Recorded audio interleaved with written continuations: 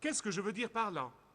Si je m'examine et je le fais tous les jours, je n'attends pas les dimanches, et je le fais tous les jours, si je m'éprouve et je trouve que je suis dans la foi, je serai transporté de joie. Je rendrai gloire à Dieu. Je remercierai Dieu pour sa grâce et sa clémence. Mais si je m'examine et je trouve que je me suis éloigné de la vérité, qu'est-ce qu'il faut faire ensuite? Dieu nous donne l'entière liberté d'agir. Il nous invite à nous repentir et à lui revenir.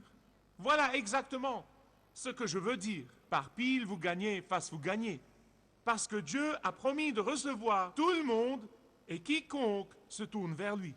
À l'instant même où je me retrouve face à la réalité, comme quoi je ne suis pas dans la foi, que je me suis écarté de la foi, que j'ai gravement péché, Dieu, quand je me repens, me reçoit dans sa grâce et sa clémence. Il me prend dans ses bras, il me pardonne, me ramène à la vie. Pile vous gagnez, face vous gagnez. C'est un grand terme théologique. Inscrivez-le pour ne pas l'oublier.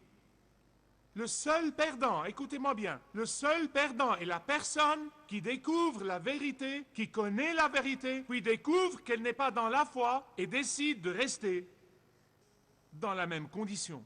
Le seul perdant, d'après la parole de Dieu, est celui qui refuse de changer de direction. Et Paul a dit aux Corinthiens, examinez-vous, examinez-vous.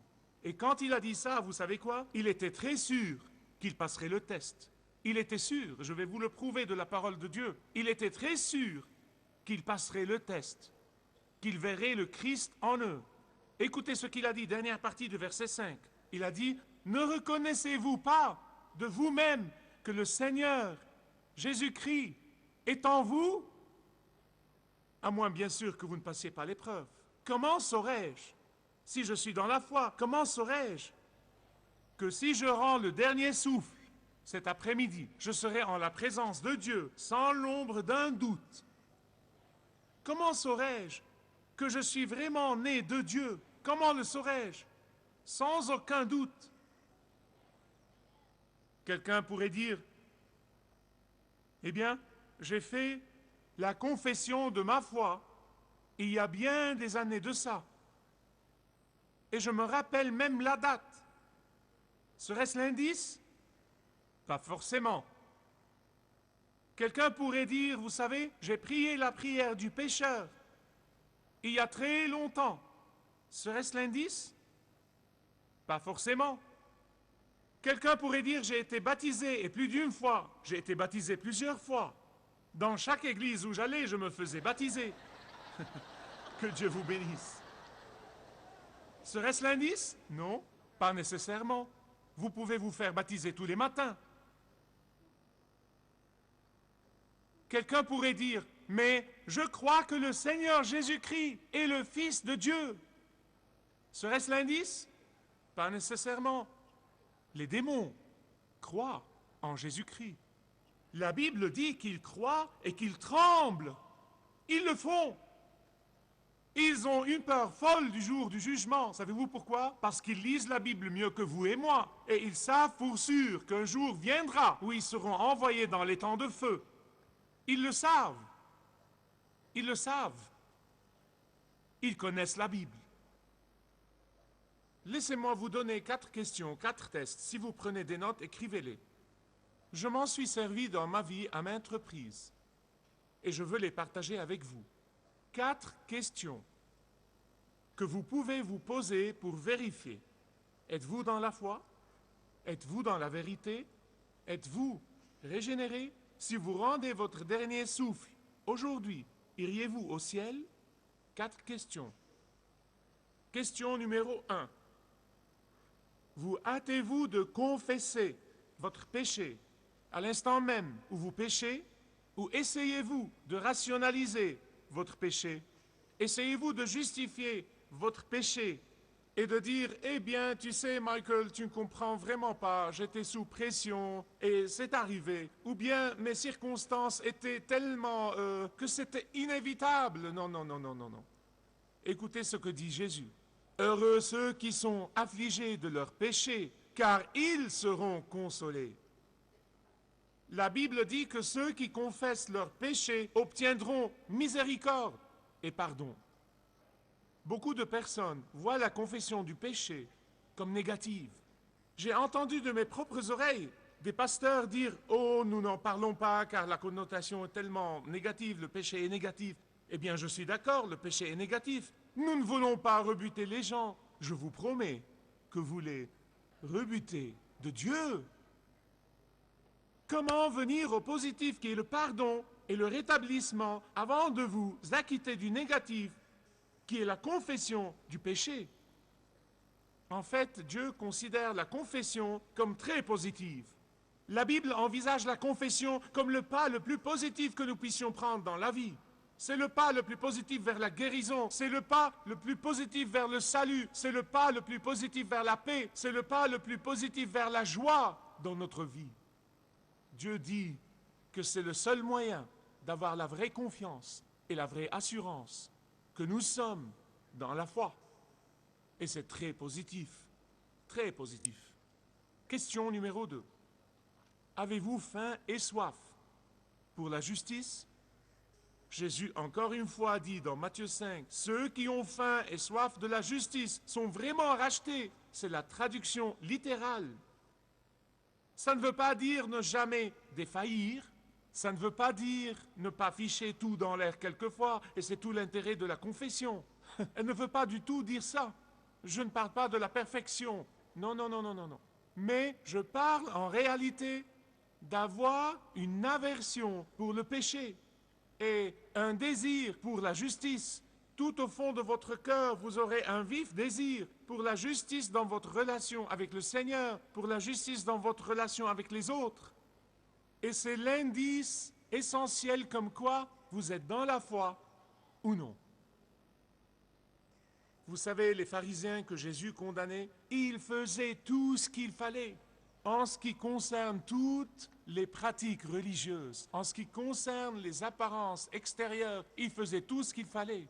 Et la raison pour laquelle Jésus les a condamnés, c'est qu'ils n'avaient pas de désir intérieur pour la justice. C'est tout.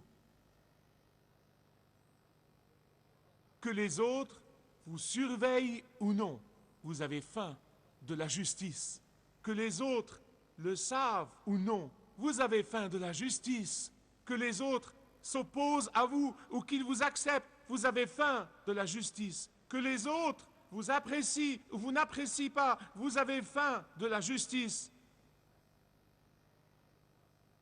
Vous vous affligez de vos péchés, vous avez faim de la justice. La troisième question, pour voir si vous êtes dans la foi ou non, est la suivante.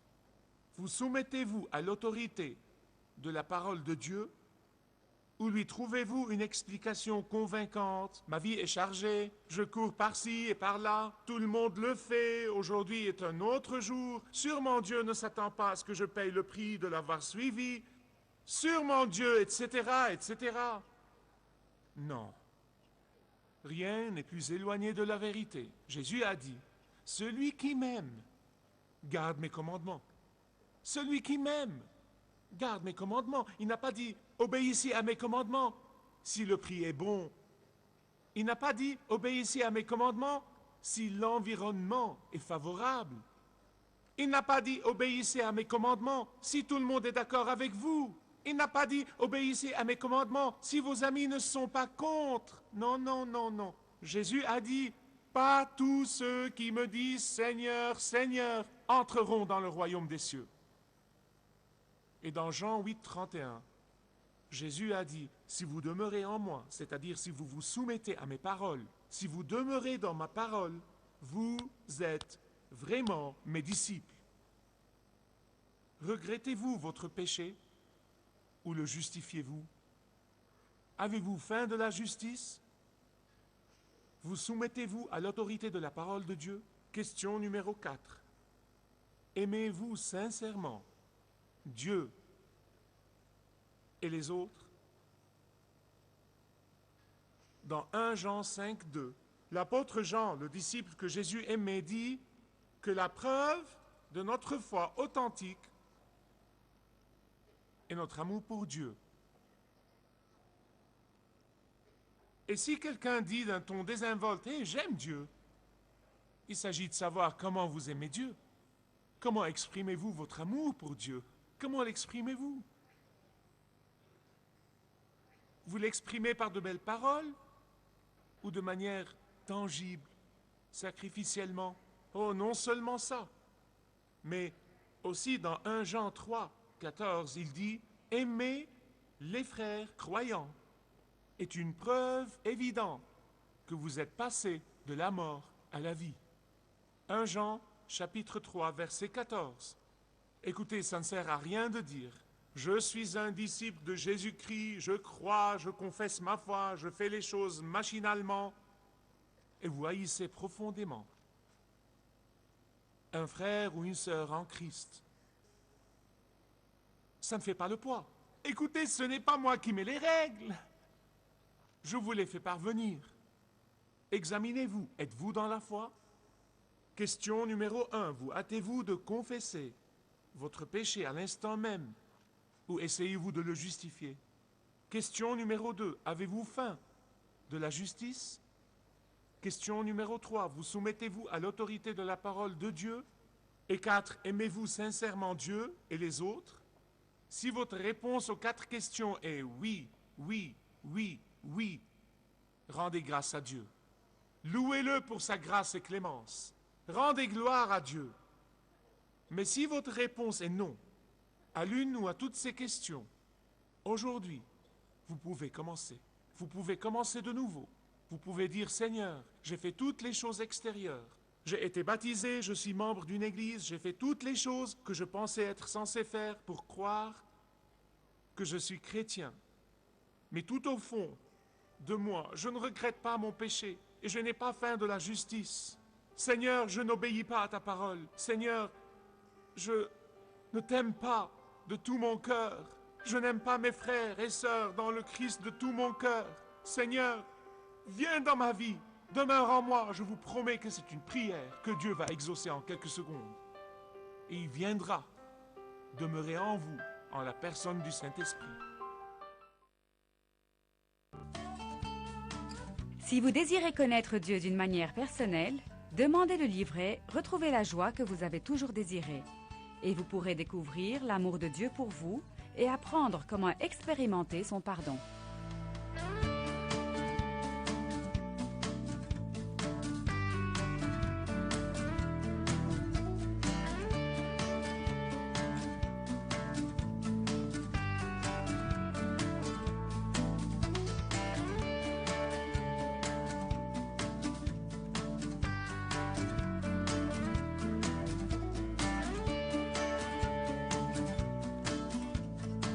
Si vous avez une relation personnelle avec Dieu et vous êtes intéressé à marcher plus intimement avec lui, demandez le livret « 7 pas sur le chemin de la foi » qui vous guidera dans une relation plus profonde avec votre Père Céleste. Demandez votre livret gratuit.